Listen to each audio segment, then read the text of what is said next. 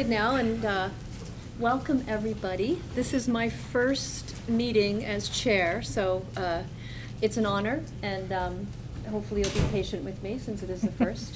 But before we get started, I want to welcome Chief Del Pozo back. Thank you. It's so nice to have you back at the meeting. Yeah, I don't have much of a Chiefs update, except that, as folks know, had a really bad bike crash on June 16th in the Adirondacks, and broke 11 bones, or 10 or 11, depending on how you define a bone.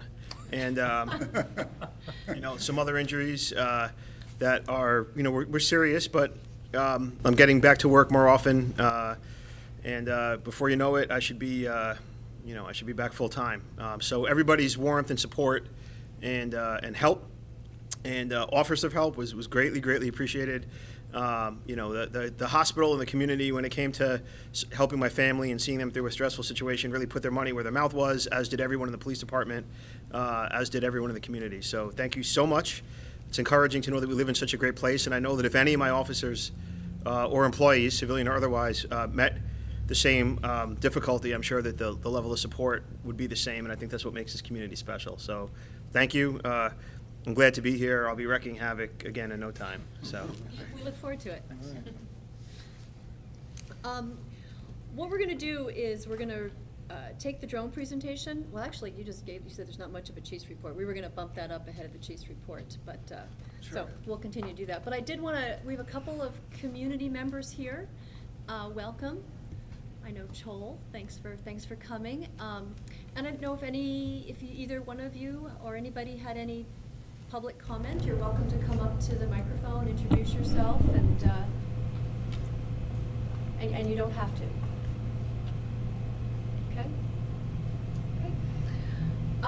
So let's move on to the drone presentation. Jarlath O'Neill, thank you. My pleasure. And do I have to be under microphone or anything? Is there a specific place you'd like me? We can ask the cameraman. Chief, did you have? yeah, I just want, if you mind, I'd like to give an introduction to Jarlath. Jarlath O'Neill Dunn and Emma Esterbrook. Is that you? Yeah, sure. Making sure.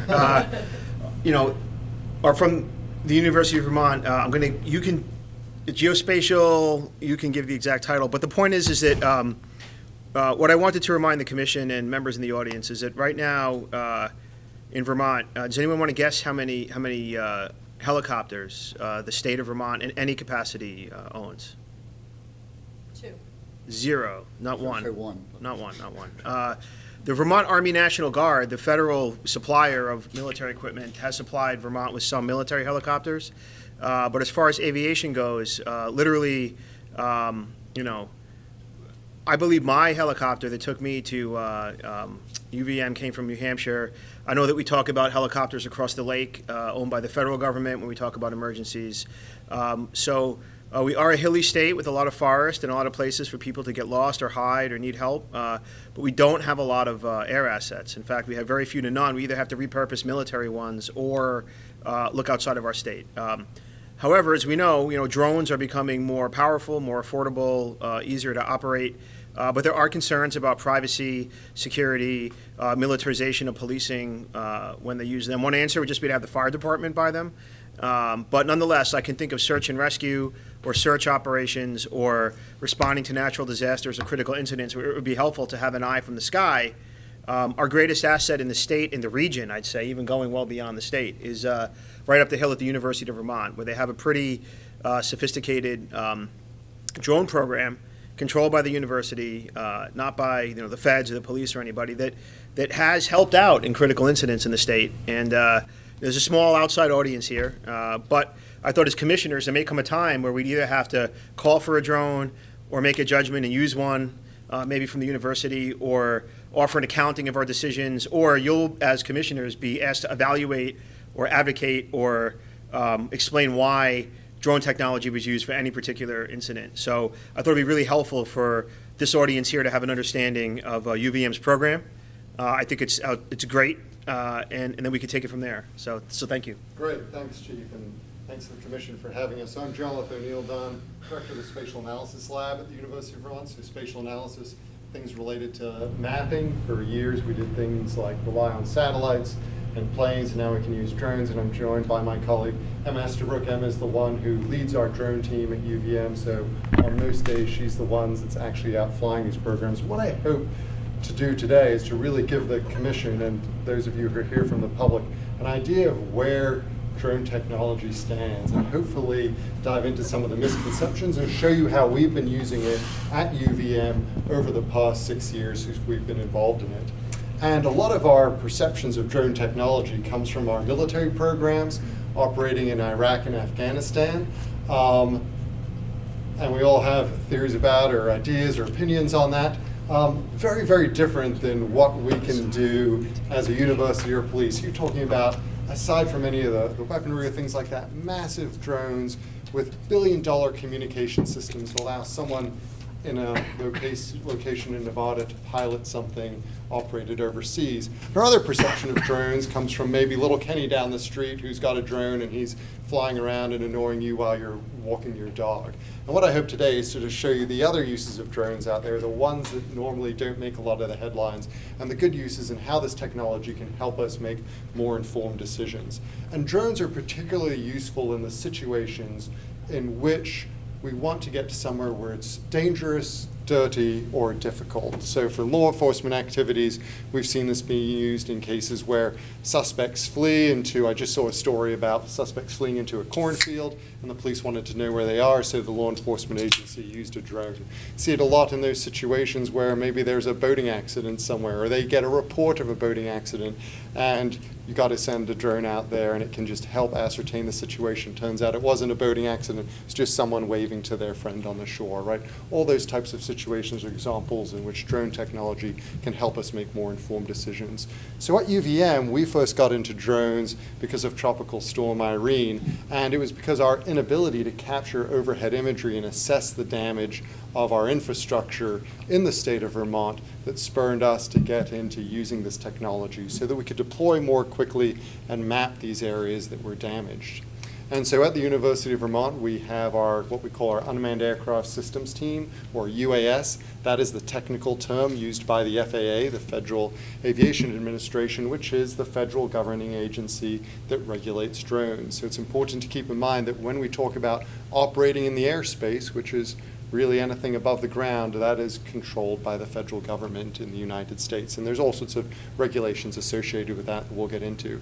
So how have we used drones? Well, a lot of our work is focused on emergency response and management. Here we are capturing data of a train derailment in Northfield, Vermont.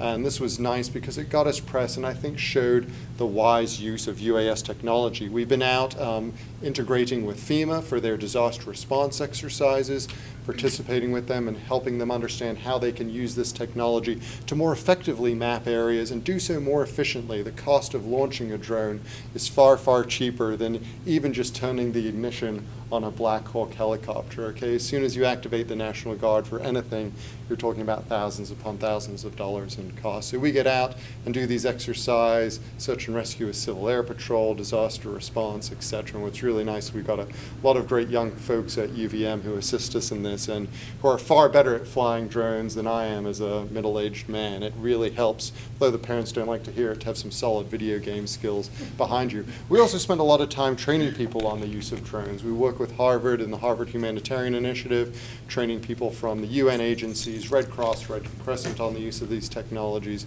and this summer we're running workshops for professional students and things like that. So when it comes to drones, I'd like to separate the components of the drone, and it's easy to divide it into two categories. Think about the platform, okay, that's the flying machinery is one component, and the other component is the sensor. And we are often feel compelled to regulate the platform when we should really be thinking about having policies, procedures, and regulations for the sensor. That's the device that's mounted on it. In most cases a camera, but it could be a radiological sensor or something else like that. And the analogy I draw is that of license plate readers, right? No one regulates the police car, we regulate the license plate reader, that piece of technology, how those data are stored, who can access them, etc. And I would encourage you, if you're thinking about regulations surrounding drones in a law enforcement context, to look at those two components. There's the platform and how you can do that and operate that. That's really the FAA's responsibility to regulate those. You're flying in federal airspace. The city cannot make rules about flying over airspace. That's federal territory. But what you can do for your government organization is think about those data standards. So I'd like to talk about how we've been using this technology, and we'll provide a little introduction when we get to the end here of the different types of drones if you want to come up and have a look at them. But we use different types of drones. It can be what we call these fixed wing systems here that you see. These are these flying styrofoam planes. And if you could just click play there, Emma, we'll show you a quick little video of what these things look like. So if you, sorry, we'll just scroll down here. And give you an idea of how these things work. These little planes fly autonomously, so we use these for strictly mapping purposes, meaning we know the area that we're interested in, and we want to be able to go out and produce a map by capturing hundreds of images and using our computer to stick these together. So these drones are really interesting. We tell them where to fly, we throw them up in the air, and then they work autonomously. We're not getting even real-time imaging feeds from them. These are not surveillance systems. These are mapping systems. They're very intelligent, and they just go and do their thing. And as long as everything goes well, we don't have to get involved at all. This is Gavin who made the video, so he got to produce the cool slow-mo section here with that beautiful leg kick there. That's definitely a 9.5 out of 10. And when these things are flying, you're not even going to notice they're overhead. They're extremely, extremely silent. They beam back data to us in the form of their location, which we can look at on a map, but we're not getting any imagery from them, okay? So we cannot see what someone's doing in their backyard, for instance. So when they come back down to their home point, they just do an automated landing and just flop down like you see there. So in these cases, what we do is we have these automated flight plans. And so here we are planning a flight for this drone. We're drawing a box of the area we're interested in. That little circle that you see is what we call the geofence, the area it's limited to. And then it's going to go and execute the flight plan, and that's what it's doing here. You can see it's snapping all the pictures. This is sped up or about 6 times normal speed, but there you can see it's executing. So that's the example of a mapping drone, right? Consistent with what we've done for decades in the United States, which is acquire imagery from overhead.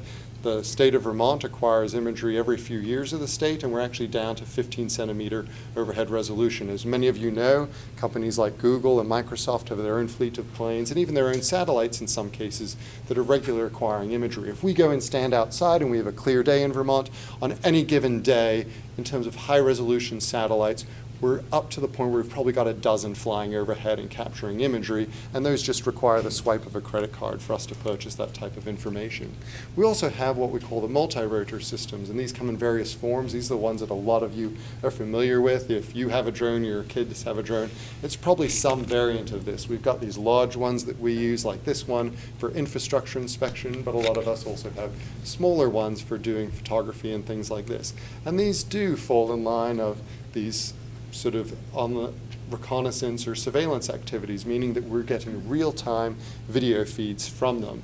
And so in some cases that could be an annoyance. Maybe you've had someone fly over your backyard when you're out and you thought that was an invasion of your privacy, but these also can be very, very valuable because we can get to difficult areas like this bridge here, which would be hard to get underneath to inspect the infrastructure, but we can do that with these kinds of fancy drones. So this drone has a camera in it that we can tilt up and look underneath, capture pictures, and get a real-time video feed. And we can also do thermal imaging and things like that. So these are quite powerful. So our disaster response activities in Vermont revolve a lot around flood mapping. So this is an ice jam that happened a couple Februaries ago, right? And we're able to go out and do things like fly at key times to monitor flood conditions during ice, when the ice melts, when it's actually flooded. So this is an area here. This is the river with all the ice. You can see it's got an ice jam. All the ice is backed up.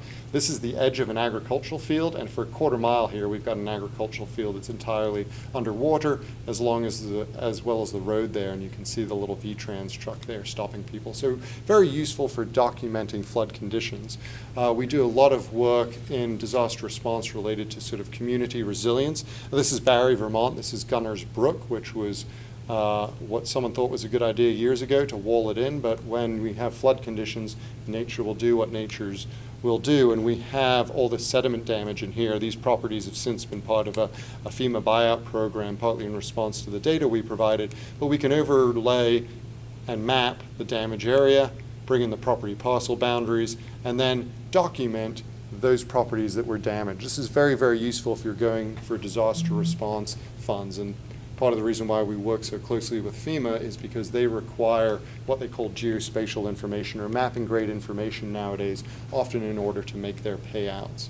This is a project we did in Plainfield, Vermont. This is a bridge that's been routinely damaged by flooding and woody debris, and we had a long-term monitoring project with them to look at that stream. So this is that bridge before a major storm event happened a couple years ago. This is after the fact. The morning after, you can see actually where the water went around. You can see all the logs that got jammed up at the bridge there and caused extensive flooding and damage. And so for a small town like Plainfield, this is a real issue because this is one of two bridges that connects one side of the town to the other side of the town. And we can do things like evaluate our stream corridors and look at all the new erosion that happened before the storm, after the storm. These are some of the trees that may have ended up down at this bridge causing those problems. So we do a lot of projects on the natural resources side, looking at these things, aquatic invasive species. A project that we did in Burlington, some of you may remember that contaminated soil pile that came out of the construction near the waterfront that ended up in Leddy Park.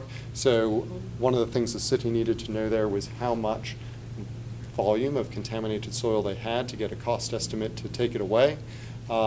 There's the overhead drone imagery. It was about a 7-minute flight. What's really neat is by capturing these images from different angles, we can build three-dimensional models. So this is a 3D model of that soil pile, which allowed us to compute the volume to let the city know what they had. So these are all some of the neat things that we can do with UAS technology. This is a fire we had at Torrey Hall on campus several months back. And what we did in this case is we went out after the fact, flew the drone around, and built a 3D model. So, Emma, if you can hit play on that. This is a 3D model. You can actually go online and view this. So this is a great way to document the condition of something. All right, so you've got a true 3D representation of it, and you can pull this up on your iPad, go through a web browser, and see that type of stuff. We've worked with both Massachusetts State Police and New Hampshire Department of Transportation on accident scene reconstruction. So one of the greatest uses of drones right now is to more quickly open up interstates. There's been a lot of interest, especially on the major corridors that we have in the Northeast. When you have one of these big accidents, particularly if it involves injury or death, the amount of time that interstate has to be closed. And if you're down on 93 in New Hampshire, they calculate that as hundreds of thousands of dollars per hour. So if you can get a drone out there, build a 3D model of that accident scene as a way to preserve it, to preserve all the information, you can potentially open up that interstate more quickly. Okay, so that's one of the interests there. And we've got another video here, and it's useful for just really mundane things. This is down where they closed a portion of a bridge during Friday rush hour traffic on the New Hampshire-Maine border, right? And these are things where calls are coming in and people are complaining about the traffic. And then the question is the traffic really as bad as people's perception of it? And we've done similar projects like this during UVM move-in days to help gain a better understanding of how traffic is moving throughout our community. And this is a little web app here. We've been doing construction monitoring in collaboration with the State Agency of Transportation and the construction companies down in Brandon. So this is a way to observe change over time. A lot of this is done for compliance mapping. So if you're interested that the environmental regulations are being followed, that the construction companies are doing the work they said they were doing, there's really nothing better than nice high-resolution images taken overhead to give you that type of information out there.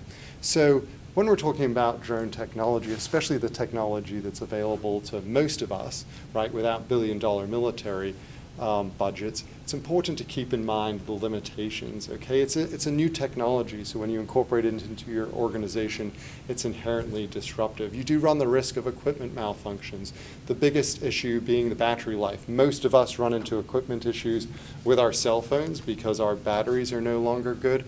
Same thing happens with drones. Very hot conditions, very cold conditions. If the battery fails, that drone will fall from the sky. For a little styrofoam plane, not a big deal. It'll glide to the ground, but you think about some of these other drones, it'll just drop to the ground. A lot of the issues around privacy and the perception of UAS technology that I mentioned before, and I think those are some of the trickiest ones. Most people are not aware of all the satellites and all the aerial mapping that goes on, but the fact is that you can see a drone, you can't see the satellite, so it's very real to someone. They are impacted by weather. When it's raining, you're not going to be flying. High winds can all impact drone operations. And then the regulations are very, very, very restrictive. Most of Burlington falls within what's known as Class C airspace, meaning that you require certain permissions from the airport to even fly. The regulations don't allow you to fly at night. They don't allow you to fly over people without permissions. So there's a whole host of regulatory issues out there that really impact one's ability to use these. So if you see people flying over folks at the fireworks on July 4th, right, definitely falls in the illegal category. It does require expertise, and just like we've seen law enforcement make use of things like body cameras, you can capture massive, massive, massive amounts of data, and you've got to figure out how you're going to store that. So when you think about the policies and procedures, if you decide to get into this from any organization's perspective, you want to think about these things. You want to think about the actual UAS operations, the flying of them, and are the people licensed? Are they trained up appropriately? Do you have things like flight checklists? As it becomes to data retention, just like with body cameras and the license plate readers, and in our case, the maps that we generate, how are we storing those data? How are we documenting those data for long-term preservation? And then thinking about who has access to that information, what's controlled, what's open, and how do we make that accessible to people in those cases where that's warranted.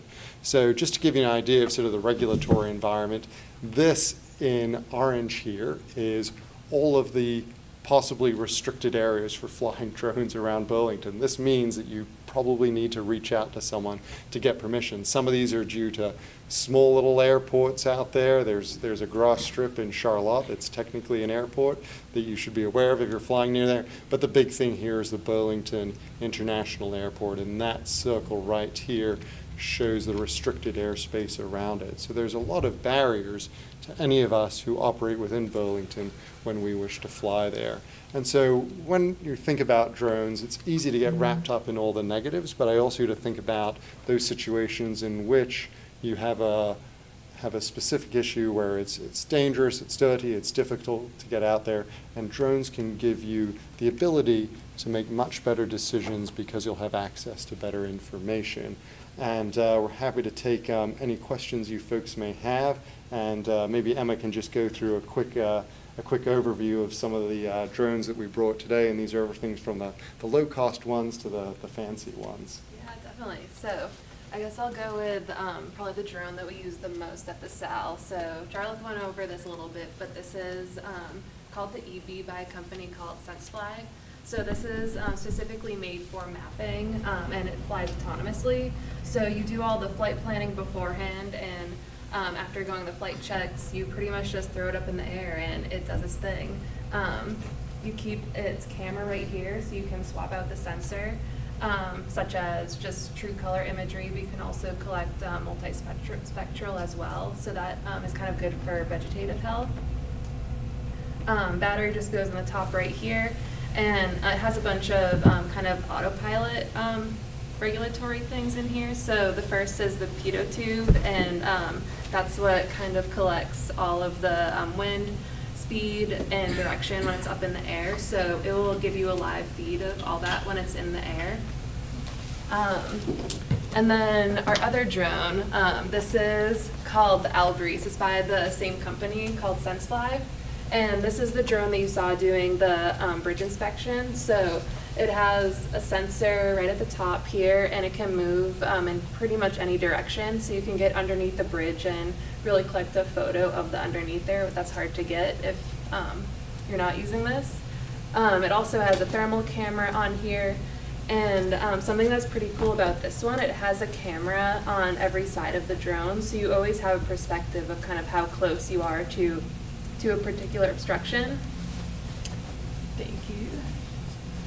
And then this drone here, this is probably what people are most familiar with when they think of a drone.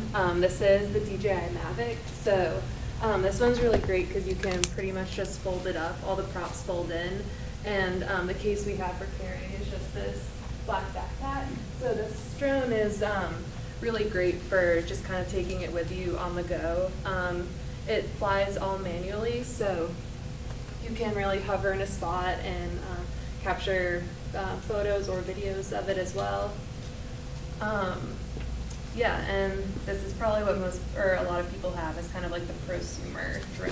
What do you think of it? And in terms of costs, these fall into the above 10,000 category, and that little Mavic thing is the less than the 1,000 category. So if you're playing around with our drones afterwards and holding them, break that one, not these ones. But happy to answer any questions the commission may have to help you better understand this technology. Yes, sir. Do you know if any law enforcement agencies in Vermont own drones? I'm not aware of any who own drones right now. My understanding was that certain ones are giving it consideration.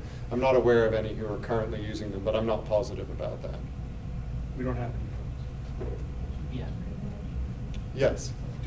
When you are flying, you need permission to fly drones in the Burlington area? So if we are, yes, within majority of Burlington, we're in controlled airspace.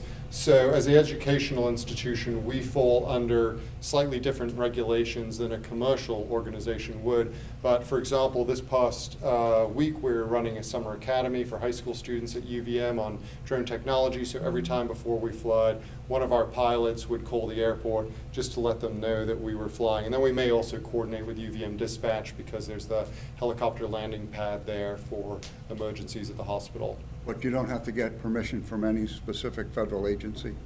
Well, the FAA is at Burlington Airport, so that's who we would have to get So you'd permission go through to. them? Yes, yes, Okay. we're calling Burlington Airport. Now, if you want to do other things, fly over people, fly at night, operate what we call beyond line of sight, which means you can no longer see your drone, those all require specific waivers from the FAA, and those are typically geographically centered. So you have to say, I want to do night operations in this specific area, and those waivers take months to get approval for. You can get the emergency waivers.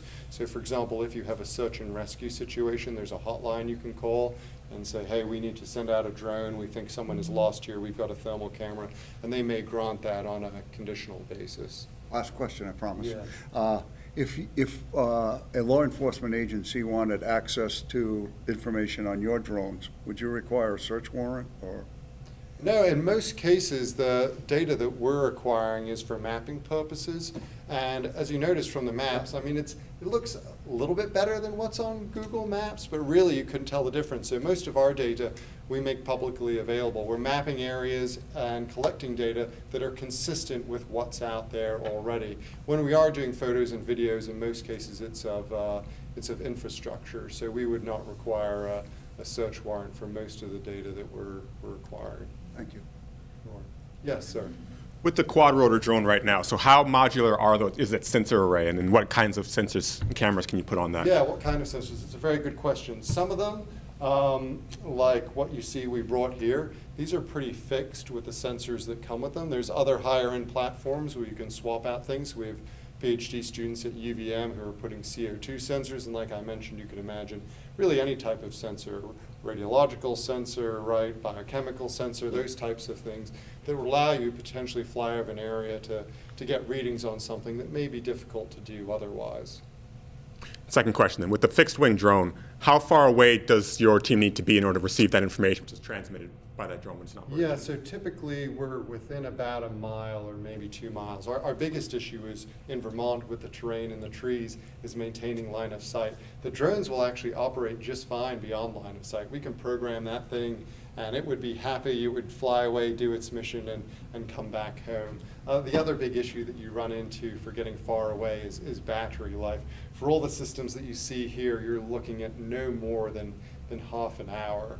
So when we think about drones for anything from mapping large areas to even what people are concerned about is following someone, these drones are very, very poor for doing that type of stuff. You're not going to map the city of Burlington with these drones, and you're not going to really effectively follow someone for any long period of time with this technology, because we've got lithium-ion batteries that are just don't give us the lifespan that we would like. And they have enough data storage on board to be able to record all the information you would need and store it if it's not in contact? Yeah, they do. The data storage is not, by far, not the limitation. You know, we've successfully miniaturized that. We've even one time put a drone on the bottom of a river when we had a malfunction and still were able to get the data off of it. That seems to be really reliable. The batteries are by far the least reliable part of the operation. So I have a question Yes. for you. Because you guys have all you have a ton of expertise in using drones and you already have permission, in thinking about the Burlington Police Department, is there any consideration of maybe you consulting? In other words, if there was an event or a situation that needed a drone, are you for hire?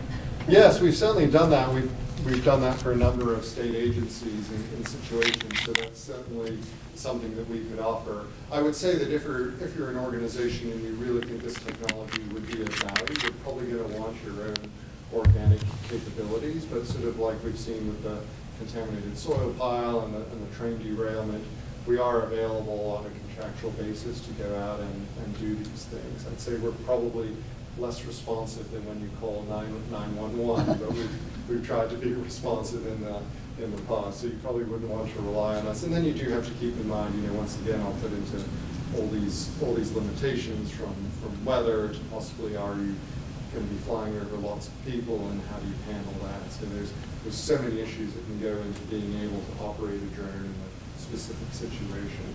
And Burlington, being a city, is probably one of the more challenging places, I think probably the most challenging place in Vermont to operate a drone, simply because you've got high population density and controlled airspace. Any other questions, comments?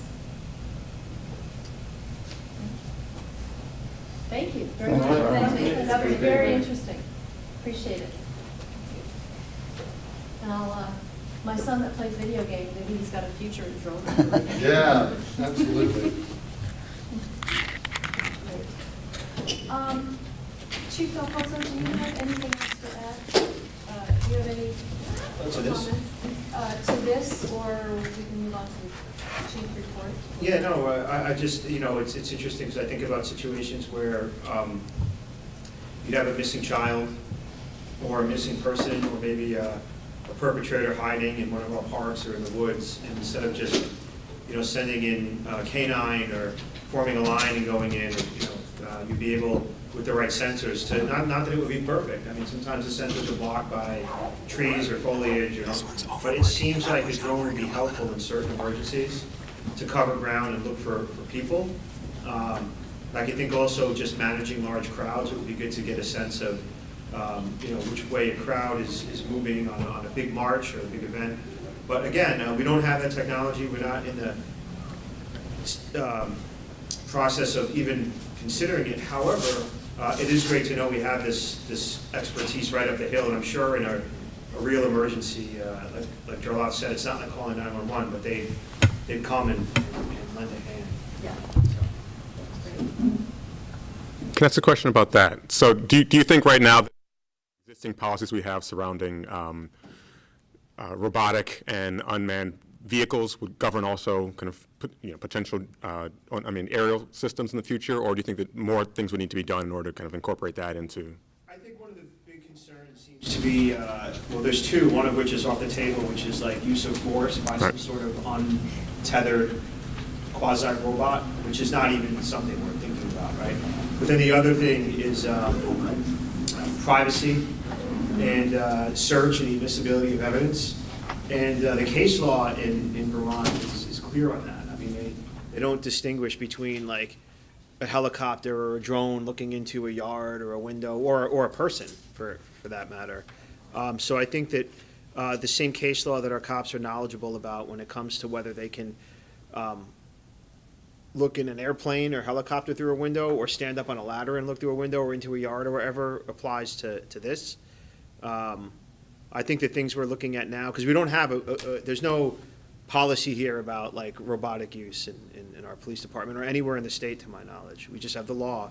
I think the things I'm talking about that seem the most obvious are just the emergency exception, like a missing child or a dangerous felon.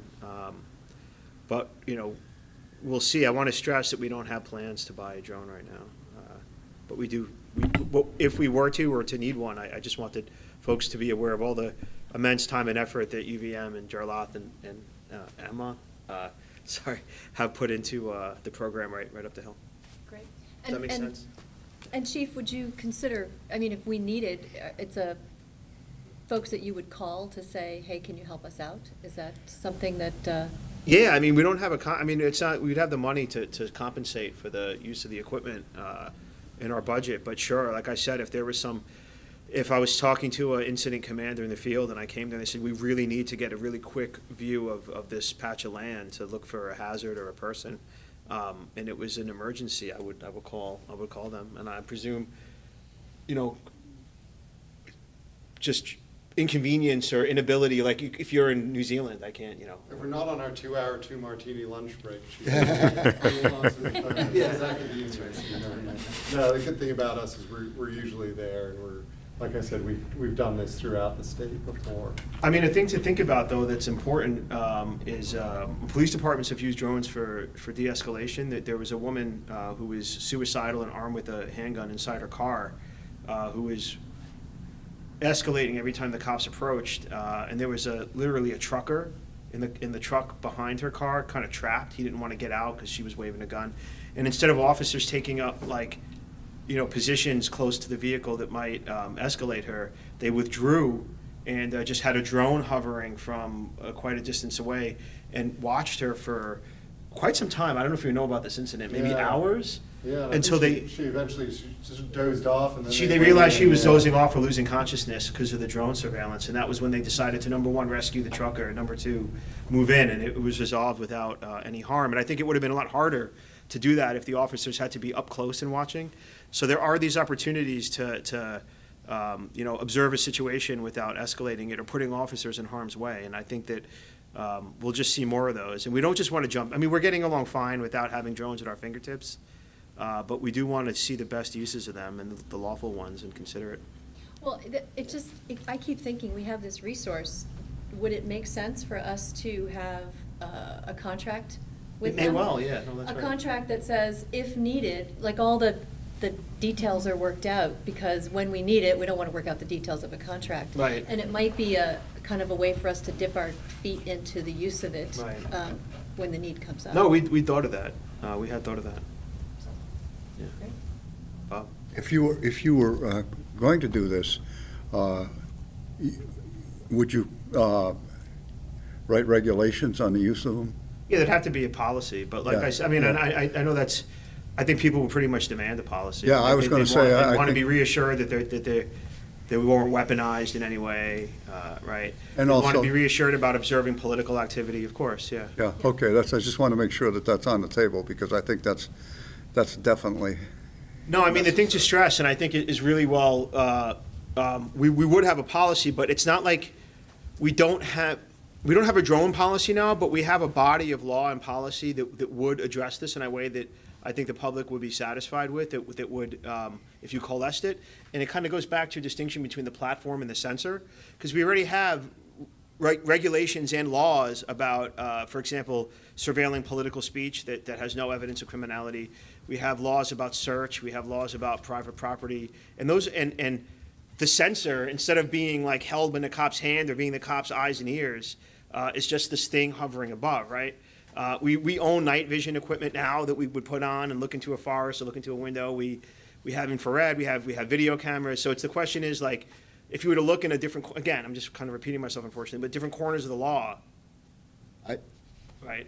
I think if you're going to be using these to look in people's windows and relying on the law that says you can fly an airplane over somebody's backyard, you're in trouble. I think there's. No, I think the you're gonna be law would say that a low-flying helicopter, like putting a camera into someone's window, is inadmissible without a warrant. I think that's. Okay, as long as we're on the same page, I thought you. Yeah, suggested- no, I'm saying, yeah, like, the yeah, Vermont okay. law is not overly permissive about that. It's fairly Okay, all restrictive. right, all right, yeah. Right? It's Yeah. not, and I think the same restrictions would apply to a drone, and what we would conceivably do is take these expectations, like no weaponization, and take these existing restrictions about surveillance Got and it. formulate a policy around them. So what I'm saying is we wouldn't be doing this out of whole cloth.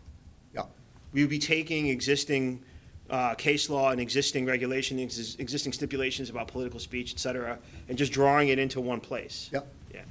So, I mean, you're aware, I assume, of the experiment LAPD ran a few years ago. This was basically to kind of establish a rather continuous aerial surveillance of, I think it was Compton for a period of time, right? And you know, because the technology allowed them to kind of keep essentially, you know, kind of persistent surveillance of the city, they were able to essentially kind of, again, and this was not peering through windows, but this was tracking the movement of people in the city going in and out of buildings, right, tracking vehicles, going from one place to another.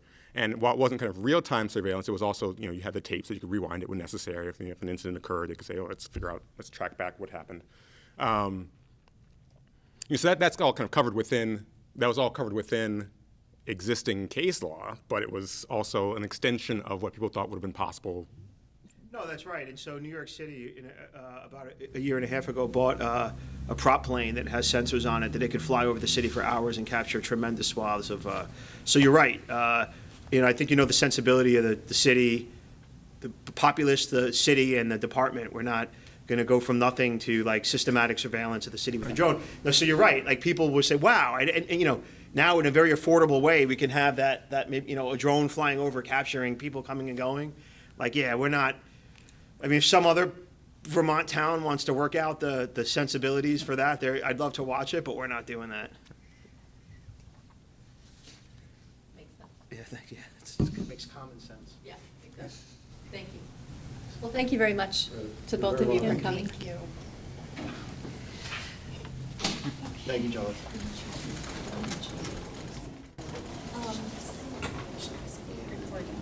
Chief, did you have anything, other comments first that you wanted to talk about? For the chiefs, Chief's yeah. report, yeah. Yeah, I mean, just very quickly, we are in the middle of a deputy chief's process. We have several internal and external candidates. I know Commissioner Ash has been part of that process, very valuable help.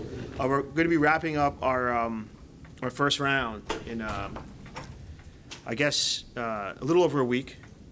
And then we'll quickly move to a second round of finalists. So by mid to like the second or third week of, maybe the third week of August tentatively, you know, plus or minus a week, we're hoping to have, you know, a nominee, somebody to present as the next deputy chief of operations. And it's going well. I have a lot of excellent internal and external candidates. We're excited.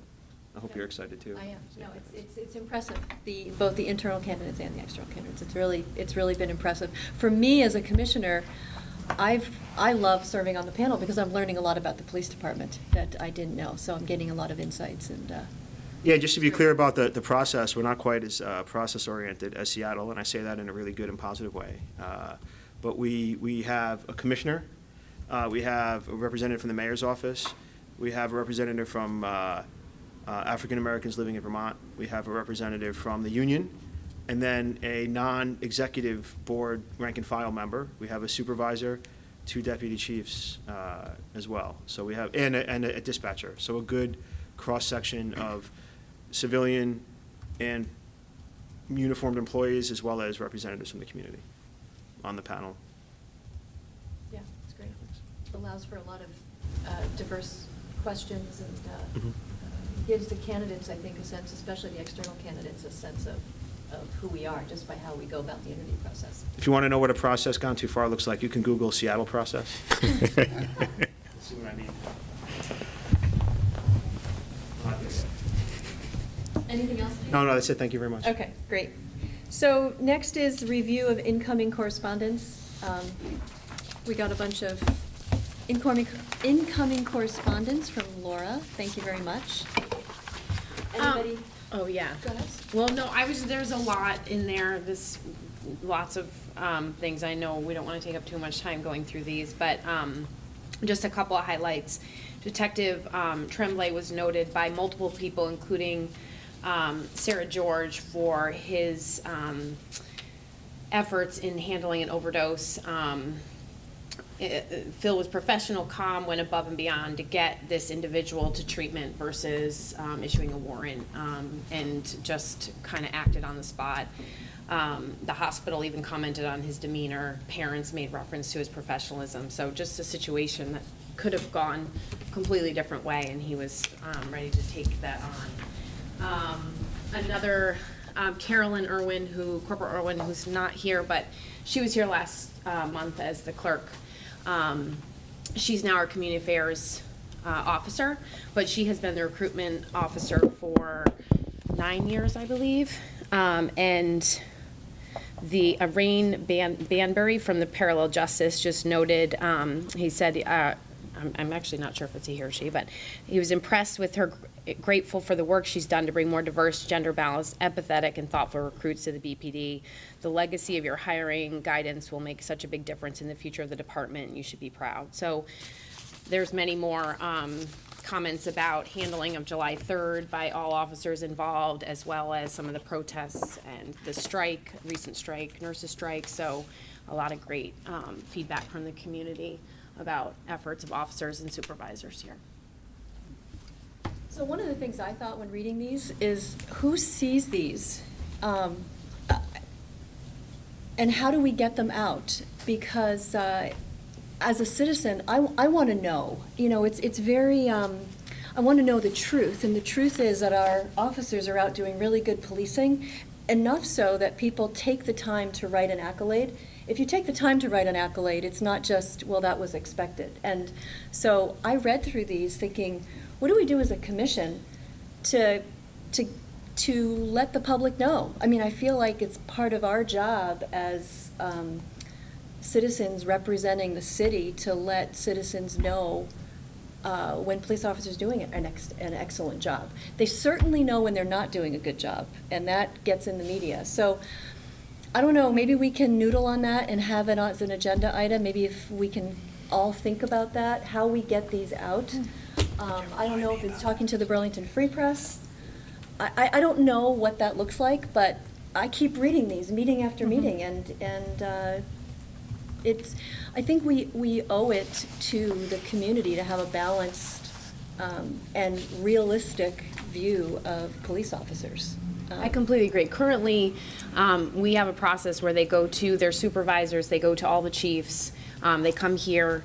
I'm trying to do a little bit more on social media, but also want to be careful, you know, it's a little bit odd to be like, oh, and privacy and respecting officers and the work they're doing. That's the So- piece I don't know. I mean, you could conceivably redact the identity of the person sending it, right, and put it on social media, or even like our lobby, you know, they come there to pay parking tickets, and they often come in a bad mood, but it'd be nice while they're waiting to do that, if they're just waiting, to be able to read some praise for the police and be reminded about the other work we do. So I think, I don't know, I mean, you know, it would be great for us to put it up in the break room and the uniform, you know, right over here, the break room in the USB side of the house, the uniform side. It would also be good, maybe I said, to put it in the lobby. We could see how redacting identities work. Right. So that people, you know, if someone emails back and says, hey, why did you redact my identity? I want the world to know it was me. Then we could put it up. But I think that it might be safe to just start that way. Right, right. Do you have an ethical take on that at first blush? I don't at first blush, no. No, I mean, it seems as though, right, you can't, depending on how they make the correspondence, you know, they might already be kind of consenting to having their stuff published or not, but probably assume that they don't consent as a default. Just so the folks in the audience know, Randall Harp is a philosopher at UVM who has a specialization in ethics, among other things. Is that right? I want to make sure I get this one. I mean, I wouldn't call myself an ethicist, but Concentration. yeah, I work in that area, among other things. So when I like make some ethical pronouncement of some sort, and I try to just throw it out there, like with my argument from authority, we have like a person who can vet it. So you go to him and say, "Is he for real?" And being a good philosopher, he'll say, "Well, there's always two sides to this." And then, but welcome, thank you. Great.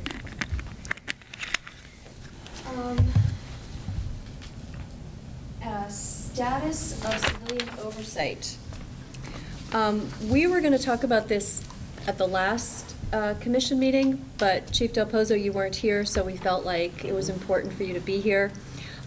Jim really wanted, and really wanted to be part of the discussion, in particular regarding the article by Eduardo Calderon. And Jim's not here, so we thought maybe we would table the discussion about the article when Jim is here. But Shireen and I were talking, I think Shireen has the most tenure on the commission. Which doesn't say much.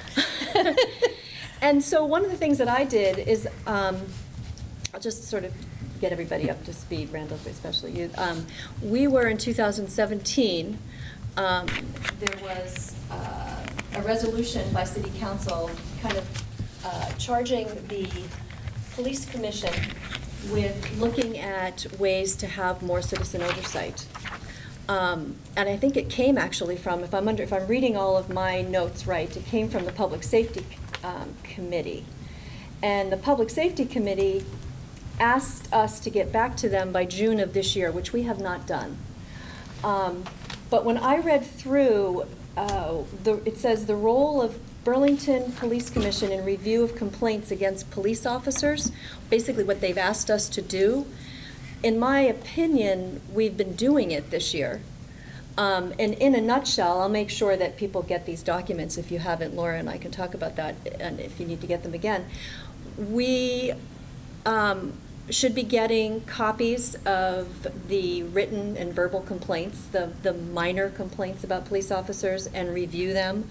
We've actually gotten copies of them, individuals. We each have had a stack of them, reviewed them, and then met with Chief Wright to look through them and see if there were any red flags. Anything major regarding a police officer, according to the document that we were given, we were going to go into executive session with Chief Del Pozo to discuss it confidentially and give him advice and counsel and talk about that. We've done that. Fortunately, it's not been a lot, but when it has come up, we've gone into executive session. So I feel like we could go to public safety and say, we've done this.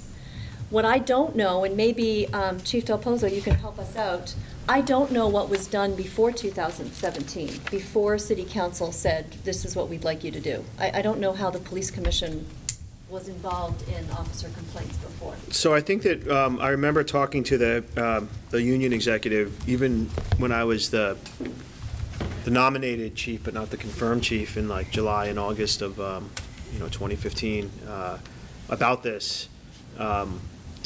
The commission always, in executive session, got wind or was briefed on serious investigations, things that would bear on someone's duty status or possible termination that would expose the city, the department to liability, serious breaches of the rules, like real brutality or perjury or something regarding like an off-duty criminal offense like alleged domestic violence, et cetera. The everyday complaints for discourtesy or offensive language or excessive force not rising to criminality, I think, and I know I have folks who've been here a lot longer, that was just handled sort of quietly and internally with very little window into the process.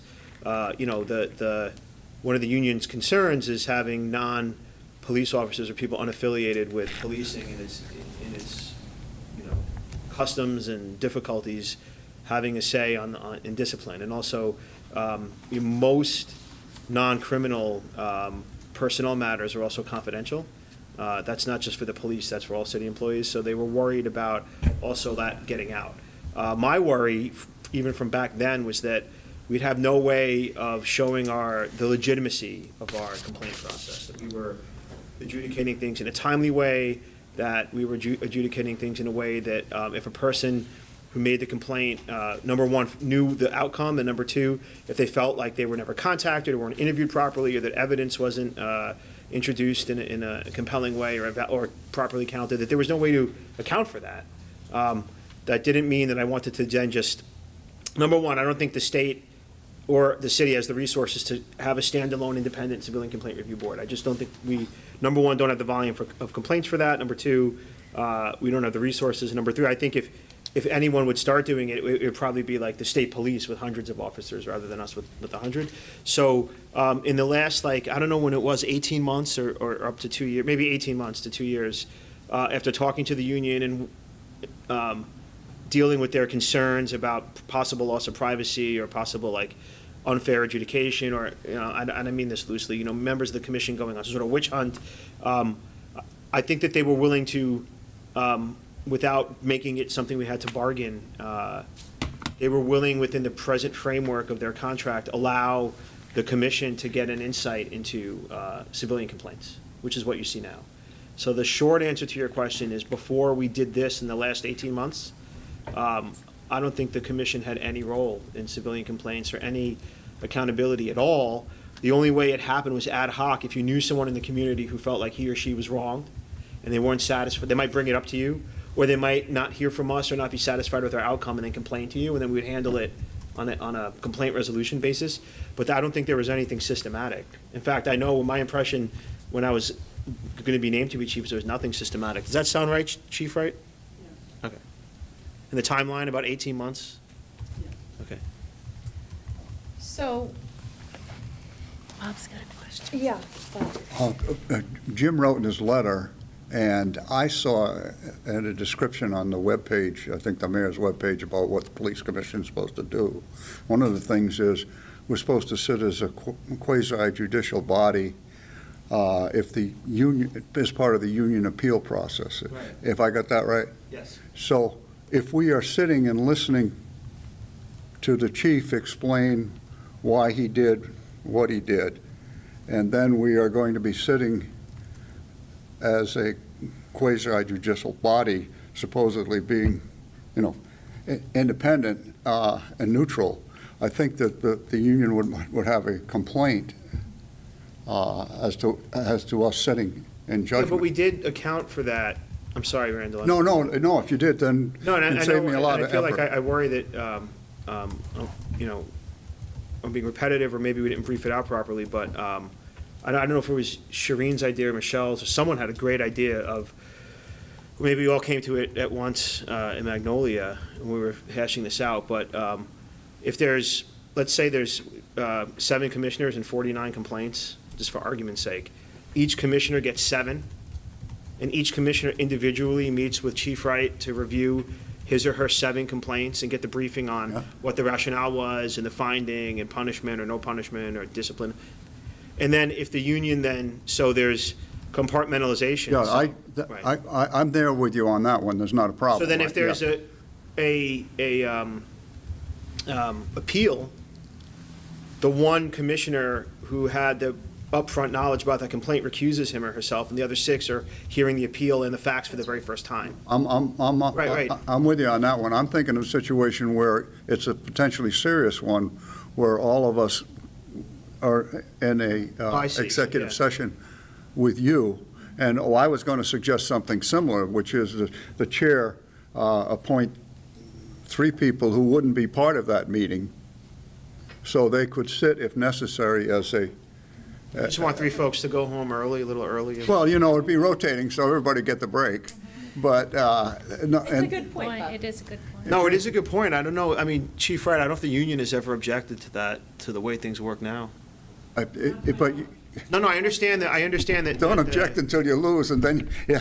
No, I understand the procedural, the jurisprudential issue here, yeah. So I just suggest you consider that. Well, we should have the union at this discussion. If we're going to discuss it next month, it would make sense to have a union rep. Just have that out there to consider. And one other thing that I would raise, and it's not, and I'll do it quickly, but it seemed to me that at some point, there's going to be a situation where we have a serious incident, and either the city council or our commission will disagree with what the chief has said and decided. And at some point, we should be prepared to have some kind of a process to make, and I'm throwing this out, but this would be, I went through the report that Jim Dunn gave us from the University of Cal State, and I think what he emphasized and what I agree with completely is to have a weak commission or review process, citizen oversight is even worse than having none. So I think at some point we've got to recognize that somewhere, sometime, either the city council or the members of our commission are going to disagree with the chief, and we've got to have a process ready as to how we're going to handle it.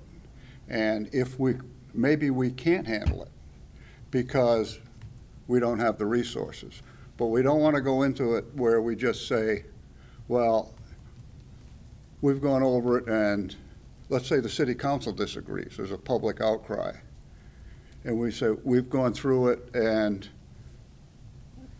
we've talked to the chief, we think it's okay. I think we have to have the capacity to either say, we're not going to do an independent investigation, Right. or we have to have the capacity to do an independent investigation, which would require resources from either the city council or the mayor's office. You all know more about than I do. Yeah, but- and so I'll say this, if it's criminal, obviously, it's sort of Yeah, out of that's all the- of our hands, right? yeah. We do an investigation, we would hopefully ask the state police to come in and do a criminal investigation. If it's a serious offense that could result in termination or serious discipline, that's all spelled out clearly in the contract. It's easy for me to say, you wouldn't be surprised, like, I'm not uncomfortable having the authority to make a final decision. And I know I do recognize there may be a time where, even-keeled and otherwise amenable people disagree about that decision. And I think it's important, if it's a serious offense, for there to be an accountability process. But conferring the authority to the city council or the commission or any other body to overturn the chief's decision is something that has to be bargained in the contract. Okay. But okay. the contract isn't bargaining right now. And so I think it's important, if the commission decides it's serious about that and it's in the interest of justice to spell that out, that has to be something that Eileen Blackwood and the city and Human Resources has to bargain. And I'm not saying that as a way to go, ha-ha, like, good luck with that. I'm saying, like, it's a. No, that it's a makes real sense, and I think that maybe the city council will just tell us, this is not something for you to be involved in. No, but nonetheless, I think if there's contentious findings of serious discipline, I think there needs to be a way for the commission or somebody to be empowered to say, this is what we've done to address it or to account. Yeah, so I'm sensitive to the fact both that this process was supposed to have been finished before I started my term as on the commission, right? So this is, you said reports have been done by the end of June. I was supposed to have started beginning of July. And also the fact that there are a lot of details here that I just don't know. And so I'm kind of cautious to not step over my boundaries here. But it does seem to me as though there are a few questions that we have to consider, right? One is whether we want there to be some kind of oversight capacity in the first place, right? Again, regardless of what sorts of, what the roles are, which are laid out both in the contract and according to the city council right now. What kind of oversight capacity do we want there to be, or do we think is ideal for there to be? And then kind of in what context that oversight would happen, whether it's from the commission, whether the commission is being viewed as a kind of quasi-internal oversight within the department, whether it's viewed as an external oversight. And these are all issues which I think ought to be worked out so we figure out what's ideal, and then we can go to, for example, the city council or to the union and say, this is what we think is ideal. Now, what's the way to get there from where we are, right? And of course, it's often the case that you can't get the ideal thing from where you are. But I think it's probably better to start with a view about what sorts of oversight capacities we want, and then figure out how that fits into, the current structure of the way the department is run right now. And I certainly would like more time to both know what's being done right now and also to actually discuss what we think kind of an ideal oversight capacity would look like. Also even whether, to what extent the department and the chief think that that's important or necessary. My view is that there should be some kind of oversight capacity in some form or other, which should be at least viewed as quasi-external to the department, so that it's viewed as kind of an independent verification of the procedures and provides more community trust. But I don't, as I said, I don't know to what extent, there are a lot of details in that would still need to be worked out. And I don't know what those are, and I don't know how it's different from what's being done now. But I would like more time to discuss it at least. Yeah, please. I just asked the chief, he could say better than I, but I think that whoever is gonna be coming up with the money, if we decide to go this way, it's gonna cost at least between $5,000 and $15,000, I think, to do this, if we get into one of these things. I mean, you get an investigator, an expert. It's not just something where you just kind of, everybody hangs out. What do you, am I wrong? Yeah, so there's two things, one in response to Randall's thoughts and then one in response to yours. I think for me, it's important that the minimum role that the commission have is to be perceived as, is to be perceived as having the power and authority to convey facts and findings and information in a trustworthy and impartial way to empower the community members as they desire to assess the legitimacy of our disciplinary process. So, you could go ahead and say, I'm going to be an advocate for that legitimacy, but the minimum, I think, is if that doesn't happen, is to be a body that's trusted enough and has enough authority to say, this is what we're going to tell you about the facts and the findings and, the whole scope of what transpired in a way that the community member says, I believe the commission, I believe they've been fulsome and thorough, I believe they're impartial, I believe they're giving me what they truly feel is accurate information, and now I'm empowered to assess the legitimacy of the police disciplinary process. And I could go to the media about how I think it's BS or good, or I can go to social media, or I can vote accordingly. I think that's the minimum, right? And then from there, it's just upward between the union and the city council and the mayor and us. And do we want to have more of a robust role in questioning or overturning or guiding, right? And that's, And in Vermont, I think we have the second most developed process. The state police have probably the most acutely developed, just because they have their own separate internal affairs unit. They have their own SPAC, and we probably have the second. There's only two, for example, police agencies in the state where you can make a complaint online about an officer. Us and the state police. I mean, that's just because of this small size of police departments elsewhere. So ideally, and I've said this many times, and it's just I think there'd have to be city momentum behind it. I know right now investigating complaints is something that is an additional duty for a chief or a lieutenant or a supervisor. And, sometimes, and I see that the unions actually, did just come in, Gene, or you're trying to gaslight me, or trying to, just kidding, man. No, so, the union oftentimes is happy with that process, but sometimes they voice concern that the investigator has a history with the officer. Everybody knows everybody here, is very intimate.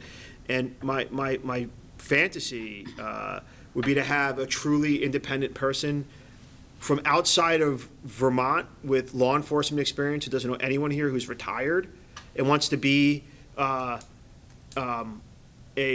internal affairs and quality control and integrity control investigator, so they can plausibly say, I don't know any of the officers in this or employees in this agency, I don't know the chief, and they would work with us to conduct investigations, but then report to you. So on a day-to-day basis, we'd be guiding the investigation, but ultimately they'd have, they'd be an open book for the commission to evaluate. You seem skeptical of that. Yeah, I am. I can see certain circumstances where that would make a lot of sense, Right. but I can also see circumstances, or at least I think it's reasonable to believe there'll be circumstances where you would want somebody completely independent who was not working with you. You've done your investigation, and they review it, and then they decide what potential areas are. And When you say again, I completely think this would be independent, very what do you rare, mean? but I just think we should be prepared for that situation. Right, and I just mean there's really one person available right now to conduct independent investigations. He lives out in, I believe it's North or South Hero. He's done almost all of them. He's a retired. Dan Troidel. Yeah, he's Dan Troidel. Yeah. Dan knows everybody. Dan knows all the politicians. And I'm not saying that about, right now, our best bet is someone who is has a deep, long-standing history with the Vermont policing and who's also expensive. I mean, that's. It would be expensive. I don't know whether. I'm saying a step up would be somebody who's just, has no history with Vermont policing. I mean, maybe it would be a job after a few years, you'd know too much to continue. I just don't know, but I think that's a decent start. And again, I got to be clear, I don't know when you came in, Gene, but I said this this needs to be negotiated with the union. I mean, the discipline, I mean, it's shouldn't surprise you that one of their primary roles is to ensure that their members receive fair and impartial discipline, and it's spelled out in detail in their contract. So, maybe I'm just bringing a level of, I want to say practicalness. Like, we've looked at what the complaints are, and really, we've got a lot of, and I think we have a lot of minor complaints because we actively ask for them, because it's like, go to the website, and it's pretty easy to file a complaint, but we've all looked at all the complaints, and there's not a lot there that would require, in my opinion, I don't know what everybody else thinks, that would require a huge additional expense and somebody from the external coming in. And then the other piece, any process that you have is only as good as the people that are doing it. So when we have had internal, we've had a couple where the chief has come. From my perspective, we've got a chief who really doesn't just, it's not just like, I gotta do this, so I don't care what you think. I mean, we spent a lot of time, and he'll take the feedback. And so if I felt that the chief wasn't, I'm trying to think, let's have an example where we've got a chief who we disagree with the way that they're proceeding. Wouldn't it be that we then went to the mayor and said, as a commission, we don't trust the chief to make good decisions? And that's, you report directly to the mayor, right? Right, yeah, yes, and that seems like, I mean, I pity the chief that doesn't pay attention to that happening, right? Because That's if I didn't feel like you were doing it, I'd call Moreau and say, we've got a problem as a police commissioner, and we would go and that seems to me to be the next step. I mean, I say two things. I think, number one, there's the issue of there's a recourse of going to the mayor. And number two, publicity, I think, is a very powerful tool. I mean, you don't have to violate city protocol by naming names and giving too much details, but if the press were to find out that in a non-vindictive and non-political way that the commission really does not believe that the police department's disciplinary process is in the best interest of the community, like, that's big news, right? And you could see it roiling through Chicago, for example. That's not what I'm talking about. I agree, everything we've seen so far has been fine. I think that we should be prepared for a situation, and it'll erupt fairly quickly, where either the council is concerned, or we're concerned that this decent man made a mistake. Yeah. And we can't just say, he's a good guy, so we give him a mulligan, or whatever they say for Trump. But I mean, we've got that. It seems to me we should have a process, or at least have considered a process. Yeah, and you also want a system that safeguards against the possibility that there's not always this great relationship, Right. and that there's not this kind of uniformity. I mean, I think, like, our relationship with the union is it's not always perfect, but it's very good. I listen to them, they listen to us. I'm always impressed with how reasonable they are, and I think then likewise with the commission and likewise with our investigators, but that may not always happen, and then there are people who just don't believe it too. And I think we have to be able to number one, safeguard against possible tensions in the future, and number two, like, express legitimacy even to the biggest, not the crazy skeptics, but the reasonable skeptics. You were going to say something, Randall? Yeah, no, it seems to me as though the process itself is justifiable so long as it is a justifiable process, as long as it makes sense to everyone involved, and as long as the way that the structure is set up is such that it can actually be persuasive and reasonable to all parties involved. And so I have no doubt, I have no reason to believe right now that there are any problems with the way BPD has handled disciplinary issues in the past, or with how oversight has been conducted in the past. I have no reason to believe that there's been anything kind of improper in any of that. And I have reason to believe, based on what I know about all the parties involved, it probably has been handled very well. But I also just worry that, well, it's not even a worry, it's just, if we are asked by the city council to say something about what we think oversight should look like, then I think we should take that request seriously and say what we think oversight should look like. And that's not, that's not, I think, simultaneously a request to say what we think is wrong about any cases that have been handled here in the past. It's just to say, what do we think oversight should look like, and why do we think that it should look like this rather than that? And I think that that's something which we should take seriously. Randall, I just want to be clear. I'm reading this and I'm not seeing that's what city council's asking us. They specifically outlined what they want us to do. And I'll make sure you get a copy of that. We've actually done what they've asked us to do. They weren't saying, give us your ideas. I mean, not that we can't go give them our ideas, but they said, here's what we need for you to do. And that the role of Burlington Police Commission in review of complaints against police officers, boom, here's what we need to do. And we followed that to what we need to do. So, and then, let me just pull up. When we met, Peter and I met with David Hartnett. Yeah, and so what they wanted to do is for us to come to public safety and say, how's it gone? So we wanted you to do this. What's your impression? Has it worked? Has it not worked? So they are not actually coming to us and saying, give us your ideal. They're just saying, we want you to do this because it hasn't been done. And what do you think? Is it working or is it not working? That's what we need to do next for the Public Safety Committee.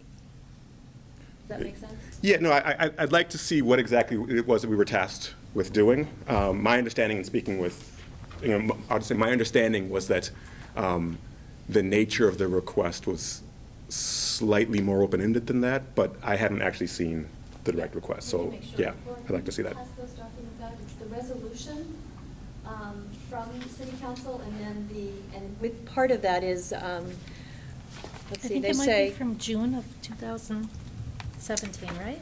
Yeah, June of 2017. And within that resolution, it's the role of Burlington Police Commission in review of complaints against police officers, and then it just outlines what we need to do. And Randall, I don't know, there are complaints and bigger investigations that are closed and settled. They're just in the past. They're done. Statute of limitations has expired. If you wanted to come in one day and take a look at some of those, just to get a sense of what they look like, that would be, I think, something we could easily accommodate. That'd be helpful, yeah. Yeah, so Randall, the last piece of this resolution says, the commission will report back to Public Safety Committee of this council no later than June 30th, 2018, we're late, about how this new authority is working and whether it has any recommendations for improvement. So we've done it, and I think the conversation we need to have is, how has it worked, and are there ways that we can improve it? And that was I didn't realize after what it said, but those were two issues I wanted to raise. One, people seem to agree pretty much we could lop off 3 people, so, and the other is something which we may or may not agree on, but I wanted to put it out there. Yeah, you were giving some examples of, okay, we've done this, now Yeah, let's consider yeah, this, and if we yeah. can improve it. That's, Does the union want to, do you have any comments or anything to add, Gene? As you pointed out, ultimately,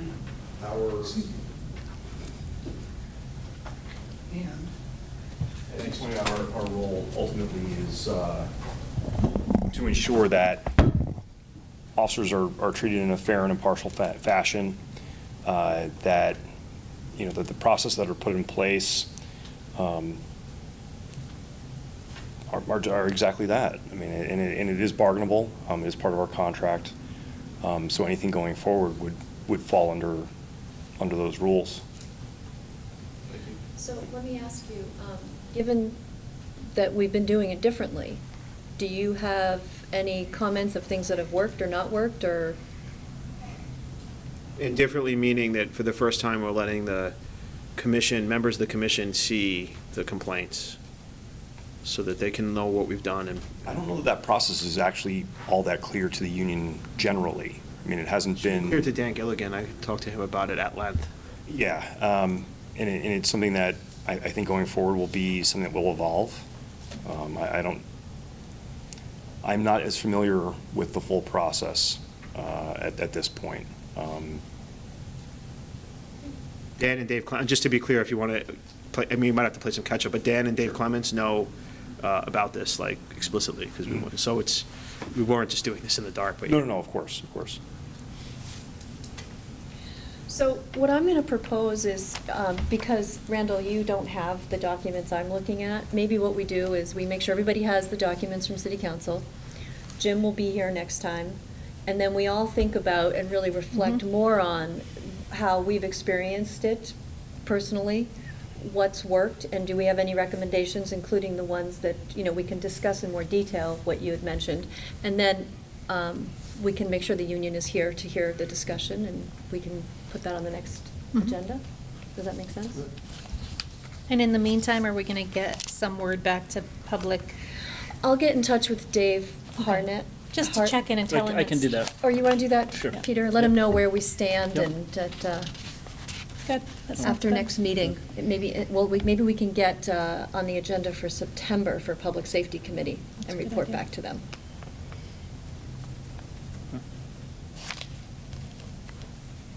Cool, okay. Any other comments about that? Okay. Let's see. So, as far as commissioner updates and comments, one of the things that I was remiss in doing was welcoming Randall to the commission, and we're really excited to have you. Thank you. I'm excited to be here. Great. Anybody else have any comments or updates? So, a couple of things. I want to thank Deputy Chief Wright, because now that people know I'm on the police commission, I get community comments and feedback, usually complaints or rumors about an incident, and they think, aren't you outraged? And I always respond, well, let me get the facts. And so I go to Chief Wright and I'll check in with what the person is conveying and get the facts from the officer. So that's been very helpful. And then a community member is concerned about enforcement of cell phone usage in driving, and feeling like they want to know if that is on the radar for this department and what is being done, and, is this a result of community policing? So I don't know if there is a response I can convey back. No, I think Nancy, you've been looking closely at car stop enforcement as part of our fair and impartial work, so we could probably, for the next meeting, call out cell phone enforcement specifically. I know that, officers say that they have a very, very low conviction rate at traffic court, and there are certain offenses that are very hard to prove, Right. and the judges are impatient with. I'm just conveying that as I'm not endorsing that sentiment, I'm conveying it. And so I'd be curious to see if cell phone usage is one of them. It is something, if you follow social media, people complain about it a lot on social media. So complain about, I'm a cyclist, and some guy swerved right by me, and I saw he was on a cell phone. What are you doing about this? Or when is this going to stop? It is against the law to be talking on a cell phone. It is a hazard, and I don't have data off the cuff about our enforcement rate, but we can definitely bring that next month. So please make a note of that. That would be Nancy. great. Yeah, thanks. Thank you. That's it for me. Okay. Anybody else? Any comments, updates? Okay. One comment that I actually had as the new chair, what would be helpful is if you can't make a meeting, maybe if you could let me and Laura know. That way we make sure we have a quorum if we need to vote on something. That would be great. Shireen just gave a shout out to Chief Wright. Chief Wright, you're in the spotlight. I wanted to give a shout out too. We don't have a deputy chief, and Chief Del Pozo has been out on medical, and Convalescent. so she's been really holding down the fort, and we're very grateful. And conducting a search, and, Yeah, and all Yeah. sorts of things, so, yeah, nice job. yeah. Consent agenda. Any changes to the minutes from last meeting? I don't have any. No. No? We want to vote them in? Anybody want to make a motion to accept? Second it. Yeah, so I moved, Oh, I thought you Peter did. second. I'm sorry. I Yeah, thought you no, had- that's fine. All in favor? Aye. Aye. Okay. Next meeting, August 28th. We talked about a couple of things for the agenda, including the civilian oversight. Anybody else have anything they'd like to see on that agenda?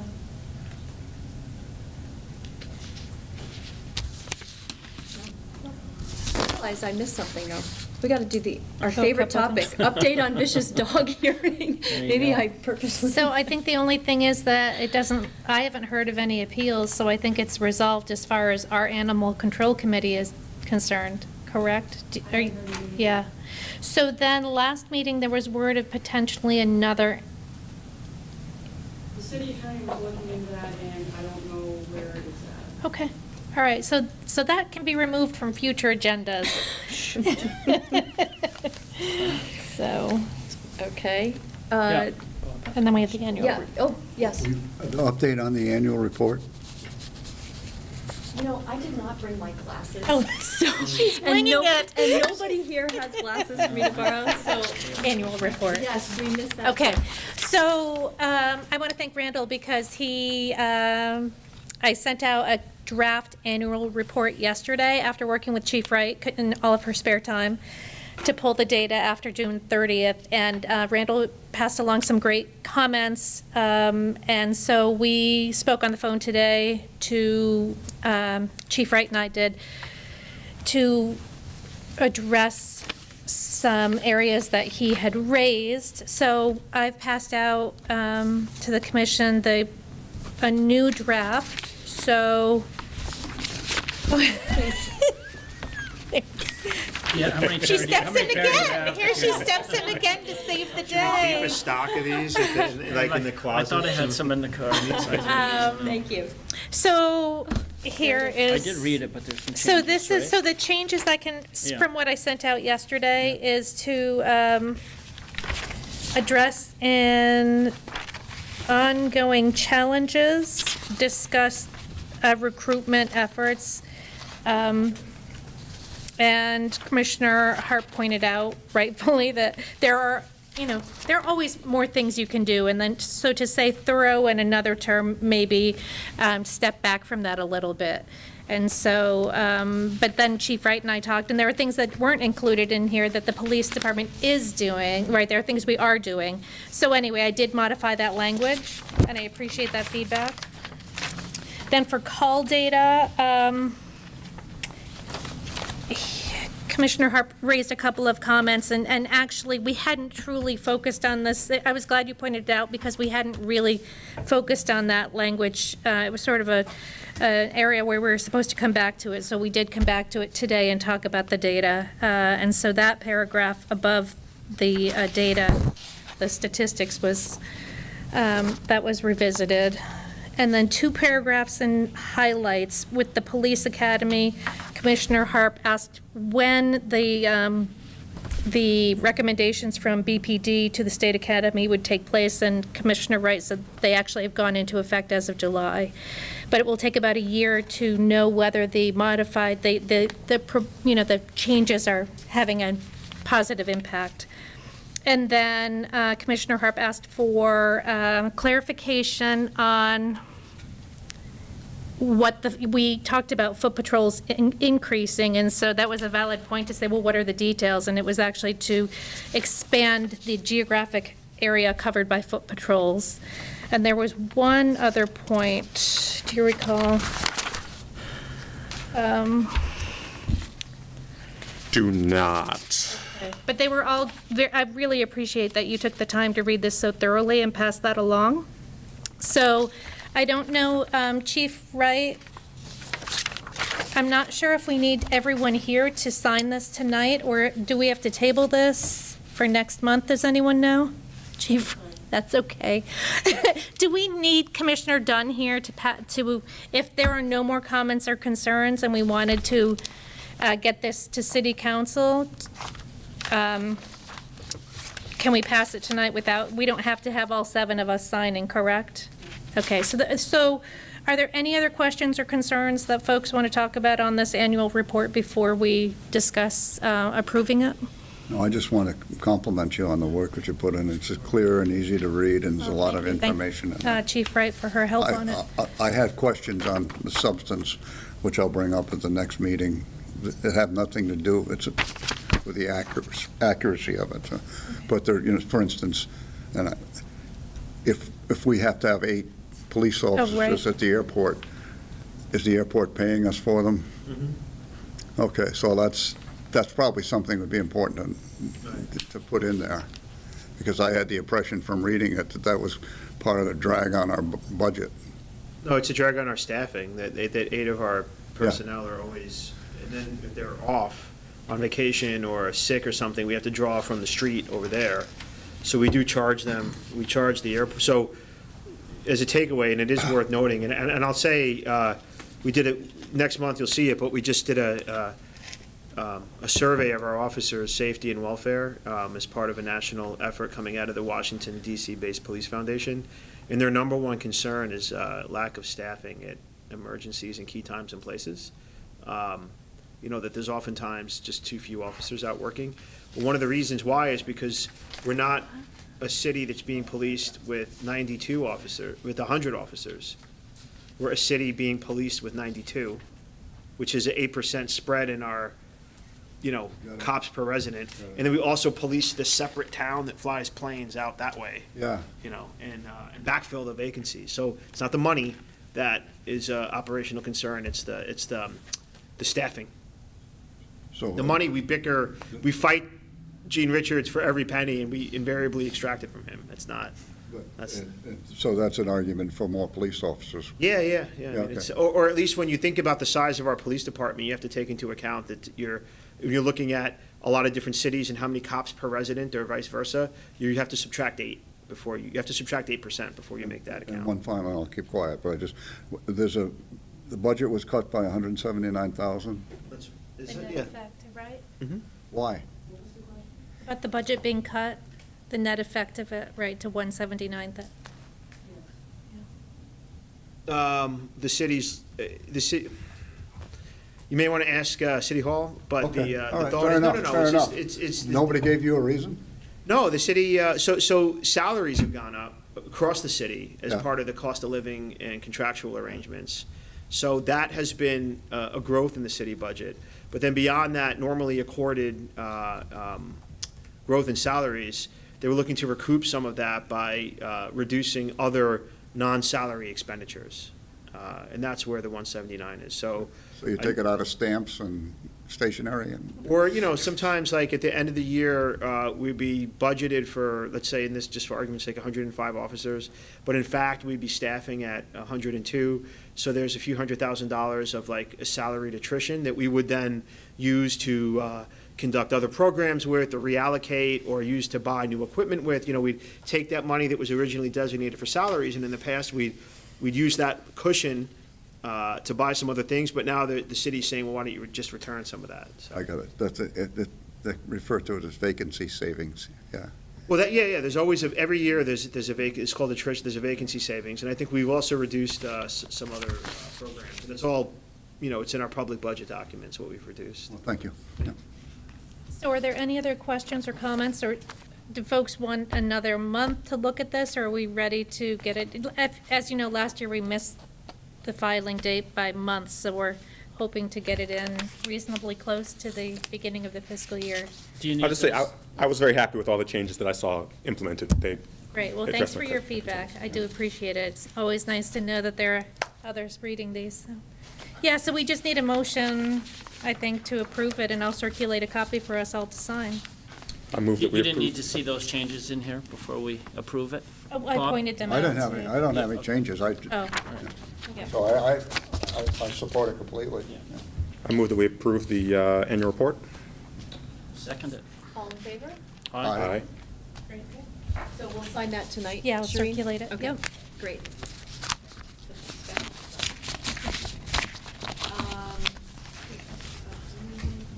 Okay. Chief, actually, we need to approve the minutes, yes. So Chief, do we need to go into executive session? No. Okay. Do we need to? We do? I'd say for just a couple minutes. Okay, sorry. Yeah, I haven't, thank you. Okay, so, thank you. Joel, thank you. You're trying to sneak out, but I'm gonna say thank you for coming. Nice to see you. And thank you for everybody for coming.